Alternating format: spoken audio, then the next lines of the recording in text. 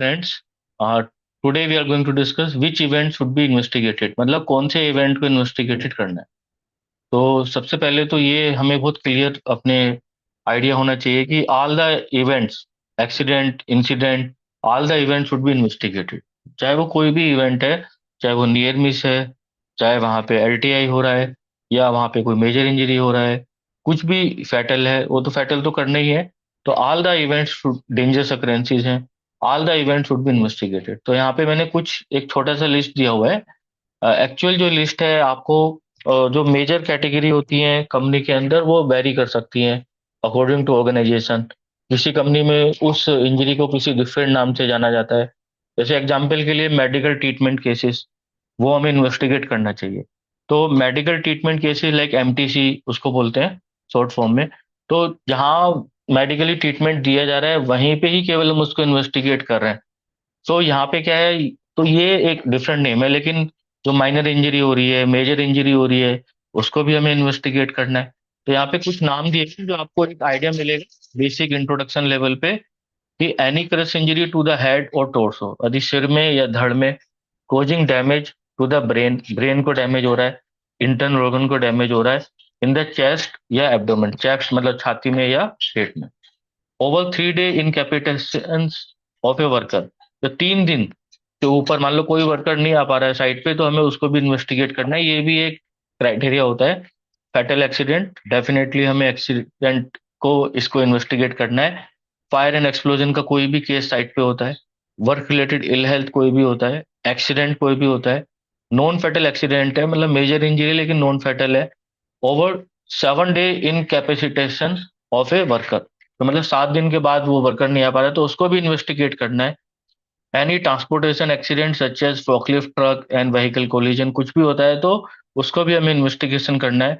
Dangerous अकरेंसीज, जो हमारा riddle schedule में बताया गया है, डेंजरस अकरेंसीज को करीब 89 टाइप्स के डेंजरस अकरेंसीज उन्होंने बताए हैं, वो आप उनको भी इन्वेस्टिगेट करना है। Serious burn including scalding, cover more than 10% of the body, ये भी एक कैटेगरी है कि कोई भी बर्न होता है तो उसको इन्वेस्टिगेट करना है। लोस्ट टाइम इंजरी को इन्वेस्टिगेट करना है। Any injury likely to cause permanent blinding और reduction in sight in one और बोथ है। तो कोई भी इंजरी ऐसी होती है जिसमें परमानेंट ब्लाइंडनेस या टू द वन और दोनों आइज को परमानेंट या उसकी साइट में रिडक्शन हो रहा है। नियर मिस, इसमें कोई भी अनडिजायर्ड सर्कमस्टांसेस, पोटेंशियल और significant near miss. Then amputation of arm हो गया, hand, finger, thumb, leg, foot और टो, मतलब बॉडी के कोई भी पार्ट्स में एम्पुटेशन हो रहा है तो हमें उसको इन्वेस्टिगेट करना है। मेडिकल ट्रीटमेंट केस, जिसमें हम मेडिकल ट्रीटमेंट दे रहे हैं वर्कर्स को। मेडिकल ट्रीटमेंट में मतलब फर्स्ट एड केस भी हम लोग इंक्लूड कर लेंगे। फर्स्ट एड केस का, कोई भी फर्स्ट एड दी जा रही है क्योंकि उसमें भी कुछ इंजरी हुआ है, तो तभी तो फर्स्ट एड दिया गया है, तो वो भी उसको भी इन्वेस्टिगेट करेंगे। Any loss of consciousness cause by the head injury और एफिक्सिया, कोई loss of consciousness cause by the head injury, ठीक है, और उसके बाद जो है हेड इंजरी के थ्रू अनकॉन्शियसनेस हो गया, मान लिया वर्कर हाइट से गिरा। Any scalping required hospital treatment. Chemical spillage and release of toxic dangerous chemicals, कोई भी केमिकल स्पिलेज हो रहा है, टॉक्सिक केमिकल रिलीज हो रहा है, डेंजरस केमिकल रिलीज हो रहा है। Damage only accident, property damage, carcinogen, mutagen and biological agents related ill health conditions, occupational cancers, occupational diseases, any other injury arising from working in an enclosed space requires resuscitation or admittance to hospital for more than 24 hours।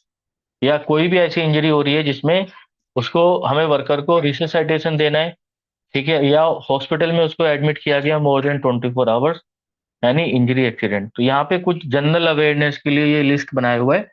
At least ये list हमें पता होनी चाहिए, और जब कोई भी case study होती है या सिनेरियो होता है तो देखना है कि किस टाइप का इवेंट हुआ है वहां पे, उसके अकॉर्डिंगली हमें जो है वहां पे इन्वेस्टिगेशन उसको करना जरूरी है।